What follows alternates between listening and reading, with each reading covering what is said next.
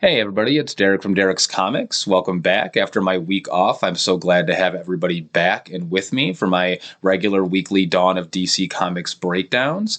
And the three episodes or issues really that we're going to be covering on this episode is going to be our Nightwing 102 and our Adventures of Superman Jonathan Kent issue 1, both by Tom Taylor respectively. And then we're going to be also covering Superman issue 2 by Joshua Williamson. So without wasting any more time, let's get ready and just jump right into these breakdowns, starting with the long overdue and newer series, The Adventures of Superman Jonathan Kent issue 1. So after only one issue of this series, the narrative is already running at full speed, and Jon Kent, with his secret identity recently restored, tends to an apocalyptic level job for Superman. Now, with the Oracle's help, Superman flies all over the globe to prevent satellites from falling out of the sky and annihilating the planet. Now, when some of these satellites seem to have been taken out without Jon's help, he rushes in to see who's behind the mysterious heroic deed.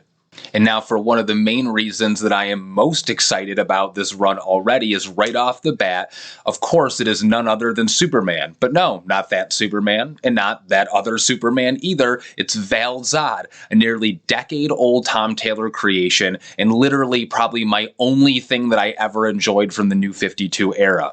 Earth 2 Val Zod came to Earth 0 to get Jon's help in the fight against Ultraman, who is on a mission to kill every Kal-El in the multiverse.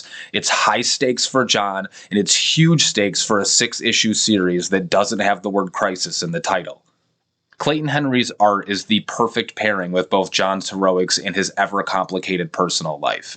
His larger-than-life depictions of Jon makes every action that he performs a sense of weight and purpose to them. I mean, with these detailed backgrounds, we are also given a great sense of place and the scope of the heroics at play. Henry's exaggerated faces are expressive to the point where if the words were removed from the art, you would be able to tell exactly how everyone feels on a given page or panel. Again, I've been an actor for most of my life in different types of voiceover, movement, motion capture, physical live action. And when you do multiple acting classes, acting workshops, acting training, we all do different types of mask work, different types of charade styled activities where we can't use any words and we have to use only our physical body and expressions to be able to tell the story and the emotions of what everybody's going through.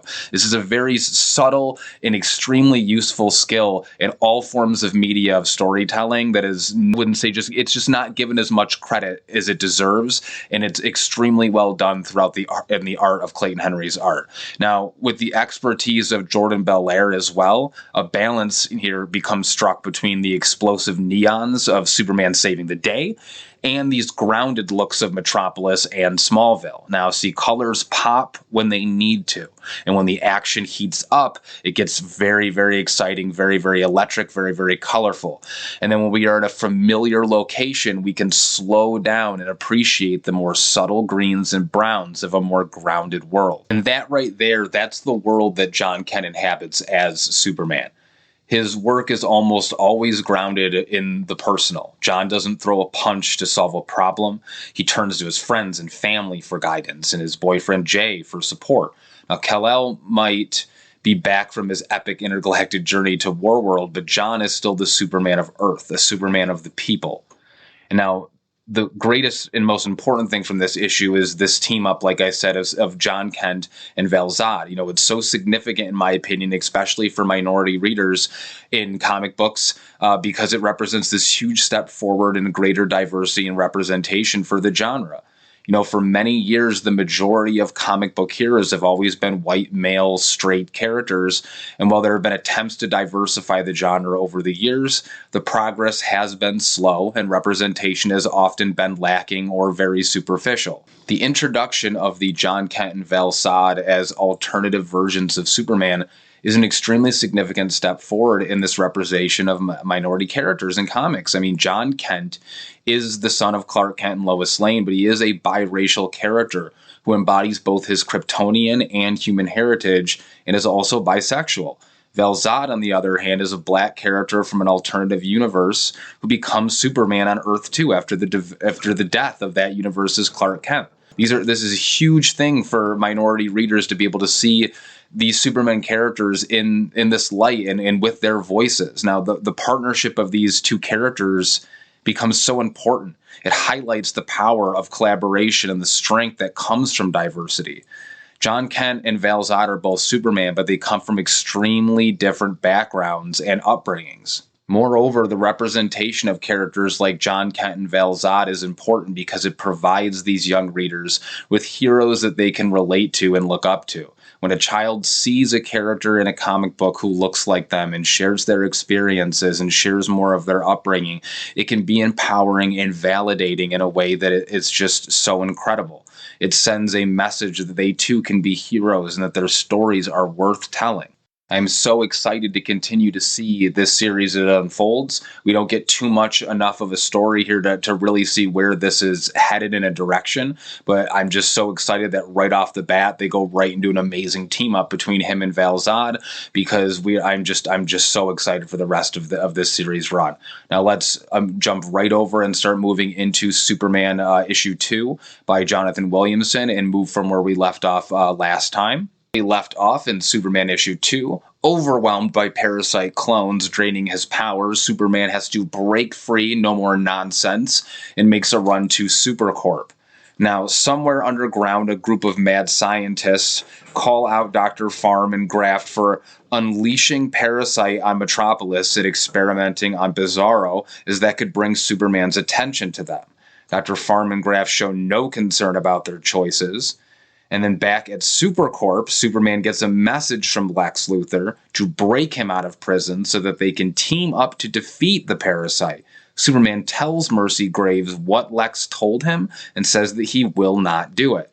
Instead, Superman contacts the rest of the Super family for help. Superman John Kent, Supergirl, Superman Azor-Ra, Atho-Ra, and the Steels quickly working, saving people, and creating an ice wall around Metropolis to keep the parasite clones from spreading across the world. Love the team up, love seeing everybody come together. It was what was promised from the very beginning of when the series was announced, that it was going to be very, very full family developed. Love seeing everybody already jumped in together. Now, John tells his dad that he can't find his mom, and Superman quickly rushes to the Daily Planet to find Lois, but instead finds a new hero named Marilyn Moonlight. After introducing herself, Marilyn Moonlight uses her powers to recharge Superman. Newly charged Superman looks for Lois while ignoring Lex's demands to break him out of prison to help. Superman is suddenly attacked by Lois Lane and the rest of the Daily Planet staff as they've been turned into versions of Parasite, zombie-like creatures. Using his X-ray vision, Superman discovers that Parasite has evolved to be able to infect other people through the air as an air-like pathogen. Superman then tells the rest of the Super family about what he has learned. As he does, Superman gets infected and starts being turned into a parasite, and the issue comes to a dark close. Now, Superman issue 2 is a shining example of what you want from a top title, not just from the Superman franchise, but for DC Comics. As soon as you open this book up, the story has a big event feel. The crisis caused by Parasite has a large scale that truly challenges not just Superman, but the entire Super family. Now, with how long Superman has been around, it's easy to say that every story possible has been told. But that is what that response is. Easy. Part of the reason why the Batman comics continue to do well is that they aren't just falling into the same infinite loop of superhero stories. We've seen the best comics in the Batman franchise be the ones that tackle different genres, and how a world of superheroes and supervillains fits that tone. That's exactly what Joshua Williamson and Jamal Campbell are doing with the Superman series, and specifically starting here in Superman issue 2. Is they take Parasite and naturally present him as a villain straight out of a horror movie. In doing so, there is this tension created that we don't normally see from a Superman comic. Throughout Superman issue 2, what shines through is the chemistry Williamson and Campbell have created as a creative team. There is trust with how the story of Parasite causing the citywide power outage that we see comes about. We see that from how Parasite clones are presented through all the darkness to the debut of Marilyn Moonlight. Williamson and Campbell worked together so well with the writing and artwork, respectively, to make every scene pop off the page. This direction for Parasite does a great job at evoking fear.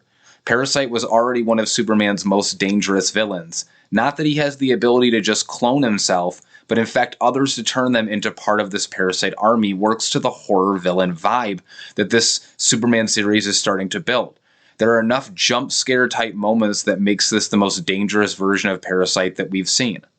Speaking of, Lex Luthor trying to use this parasite crisis to convince Superman to break him out of prison is exactly what we would expect from him. Lex won't just go quietly and let him become forgotten because he's in prison. He already made preparations for being arrested so he could get out. As soon as we saw in the first issue trying to leverage all of the problems that Superman is having, dealing with Parasite, to argue that this is why he should be set free, is what makes Lex a villain that you love to hate. Sure, he positions this as him trying to be helpful, but in reality, Lex is always just only looking out for what's best for himself in the long run, and Superman knows this. Having the entire Superman family involved has also just really elevated the story to feel like a big event, specifically when it comes to the revelation that Parasite's power has evolved to an airborne pathogen. And being able to clone itself so easily like that. I mean, now the dangerous level of Parasite is even greater because as soon as this revelation is made, we see Superman infected. This creates a lot of questions with how the super family can deal with this turn of events and how they're going to be able to battle against it. This all makes the debut of Marilyn Moonlight even more intriguing. Williamson and Campbell do a great job of giving the character a mysterious vibe.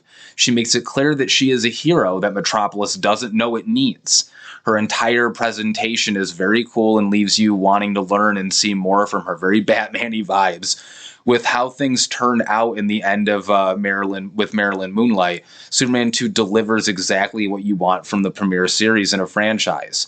Immediate crisis, Superman can't just handle it, mysterious new character, what's going to happen next? The crisis caused by Parasite comes across as this big event that the entire Superman family must deal with. And in this process, we see more building blocks placed that build out for a long-term future story for this series. Moving on now to issue 102 of Nightwing, written by Tom Taylor with the art by Travis Moore. We're resuming the plot of Neron to abduct Blockbuster's daughter, Olivia, who's under the protection of the Titans at Beast Boy's home. Now, Nightwing has to break out of his makeshift grave in a morgue and gather the Titans to rescue Olivia from the grinning man who took over and copied Nightwing's body and beat this fake Nightwing down. Now, it's a quick fight, and Donna Troy's lasso makes for easy work to question the villain and why Neron wants Olivia in the first place. Last issue's imposter is revealed to be a new villain, Disguise Master, who was a lame shapeshifter that couldn't commit simple bank thefts, but Neron found him and offered him a deal for his soul, powering up the villain into the grinning man who can replicate a person but is forced to always smile. The shapeshifter is a hired gun who has no idea why Neron wants Olivia and has no problem killing Markova's king or kidnapping children. Now, Raven and the team realize Olivia isn't important in the long run, but this plot has been the demon's attempts to restore his image after being beaten by the girl in a previous issue. Taylor's script is smooth and like clockwork at this point in the run, hitting a comfortable stride that does little to rock the boat. The first stretch of this run was to reestablish Nightwing and Dick's life in Bloodhaven, along with getting the vigilante in place beyond Rick Grayson and the death of Alfred. It accomplished those goals immensely and has shifted a primary focus to establishing the role of Nightwing as the leader of the Titans and the team's place in the DC universe going forward. The problem with this shift in focus is that the abundance of characters has made this solo title feel a bit crowded, and the fun interpersonal relationships Taylor sets up, such as the ongoing romance with Barbara, the family bond with his new sister, and even the professional relationship with Bloodhaven PD have faltered. And this has sort of become almost kind of a announcement or a prequel small series run for the Titans series, which I have no problem with. I love the Titans, but I was kind of hoping more at this point that it was going to feel like a separate thing. This is, Dick's time is Nightwing separately, and then the Titans run will be when the Titans are together. I didn't mind the Titans being in the beginning here so far, but I am a little worried that if it continues to stay overcrowded, it might just end up feeling like extra like set up, like that they'll end up basically evolving this Nightwing run into a Titan story setup, like so that they can jump more right into the action, like in Titans arcs, which again, logistically is a smart idea, but I would much prefer Nightwing to stay its own solo, like immense arc on its own. Now, the announcement of the new Titan series launching from Taylor and Nicola Scott, really informs that feeling in this issue, along with the previous one. This feels like a stepping stone to that title. Taylor's script splits into focus between Olivia, Neron, plot development, and giving each Titan a fun but shallow moment to shine in the fight, ensuring that the character interpersonal drama never really comes out. It's a frustrating change to the core ethos of the series that has me feeling nervous, but still very, very much enjoying it so far.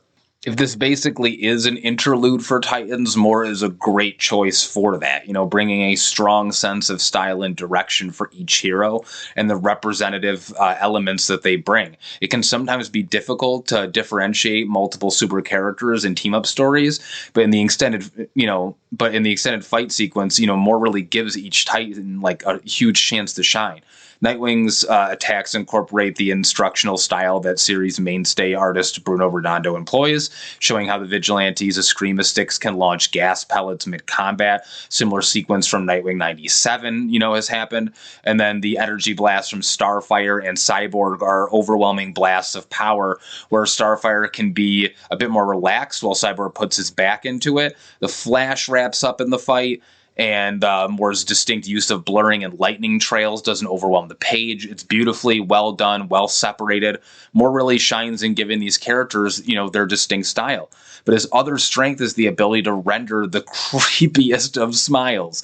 The Grinning Man's design is simple, but so terrifying thanks to the streamlined approach to his silhouette. Growing up 90s, like again, the Joker, specifically the 90s animated series Joker, the Mark Hamill one, was literally has always been iconically to me just one of like the greatest and creepiest and most spine chilling, just like art styled villains. Like in villains make the comics, man, like in DC. And I love this Grinning Man character. It's very, very creepily and well done. And it reminds me a lot of the over-exaggerated smile that looks a lot to belong like on Joker's face. There's a reason that some artists can take the Joker and make his visage the stuff of nightmares, and Moore takes into that uncanny element and elevates it. It might be that the devotes for his eyes are present but not overwhelming, and that everything draws the eyes back to the grin. It's really hard to say what it is, but it's masterfully well done. Lucas's coloring works in the tandem with the art to reinforce the twisted smile. The inky black of Grinning Man's body is different from the uses of black on Nightwing or Donna Troy's costume, and it was seen in the interrogation scene or the background of the page. That comes through thanks to the highlights in the black, ensuring that it's not, this solid, uninterrupted, stretch of black. Just like the divots on the face, the breaking up of the main element accents the main element of the design, which in the instance is the smile. Elsewhere, Lucas's colors continue to help define this book, giving it a high-flying feel while ensuring that it still feels like a title. The shift in palette and tone is most evident in Nightwing's section of the fight, working to create, this extremely interesting visual of Nightwing engaging with his Escrima-Sticks hidden compartment. It's been seen before, but every time Lucas colors the sequences, it's the most eye-catching moment of the page. The coloring of not only Nightwing's weapon and hand become flat and simplified, but the background and gutters move into something different. The backup for this issue continues along with the theme from issue 101, where it's Nightwing teaming up with John Kent, and I love that. I really love Dick Grayson being John Kent's mentor and really helping him become a better detective and investigator. And since he's already more of a grounded Superman that's less, let's just punch things. Now, the duo in this story is investigating an attempted murder at the circus, which is always awesome because it's making it very personal for Dick Grayson as Nightwing. And Superman agrees to stay on the case and learn, from the School of Bat Deduction. And with Pacat's script, C.S. Pacat, who's the writer for this, his script really showcases the difference in approaches that Nightwing and Batman have, but also showcases the difference of how the Bat family investigates and does things versus how the Super family does things.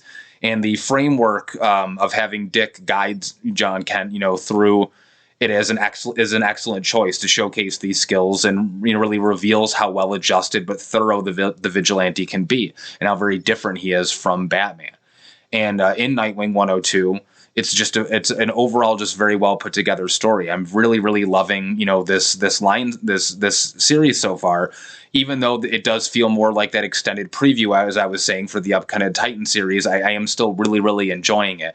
The focus on what DC is pushing at its premier superhero team, does leave little room for the established Nightwing, and with this large supporting cast and the interpersonal drama that really helped establish this title. But the scripting is never bad. It just maybe might be missing that element, that solo element that hopefully will return as we move more to the next arc. I really believe that this is only happening because we're getting so close. Like I said, it's sort of prequeling and setting up the Titan series. I really think that once the Titan series starts to come out here in May and we get past the first Nightwing arc here, that it will get back to a very grounded and amazing, awesome solo Nightwing series that we'll still occasionally see the jump in, hopefully, of him and Wally West doing stuff together, and him and John Kent doing stuff together, most likely in the backup parts of the issues, but any part of the issues would be great. I love seeing him with his buddies. They're such a great group of friends, and I love this series by Tom Taylor so far. I really want to thank everybody for joining me and everybody's patience during my week off. I'm really glad to be back and to be jumping back into my Dawn of DC comic breakdowns. Also be looking forward, through the rest of this week, because we're back on track and on schedule for everything. I'm still continuing to do the Tim Drake Robin series, the limited 10-issue run that's finishing up here by Megan Fitzmartin. We're moving on to issue 2 for the second episode. It should be debuting here on Friday. And then over the weekend, we're going to be moving back also into me continuing more of my Robin collection. And where we left off, we're moving into Chuck Dixon's Robin Year 1. So very excited for doing that breakdown over the weekend. Look for that. It'll be either Saturday or Sunday. And then on Monday, back on track for Spider Mondays, we are moving on to the large Volume 3 trade paperback for titled Hobgoblin, for the Zeb Wells and John Romita Jr. series that we have been doing so far and continuing to do. After that Volume 3 Hobgoblin, we will finally be up to my single issues, but I think I will most likely do the Dark Web series story arc all as one big thing as well, and then after that start to move more on as a single issue debut and breakdowns. But I really love having everybody back. Thank you all. I hope everybody had a great last week or so since I've been away. But we are back, and I have so much planned for this month of April, and I'm really excited to get back into it with you. So everyone, as I always say in the words of Dick Grayson, everybody stay whelmed and have a great rest of your day. Thank you for joining me with Derek from Derek's Comics, and subscribe, tell all your friends, and take care.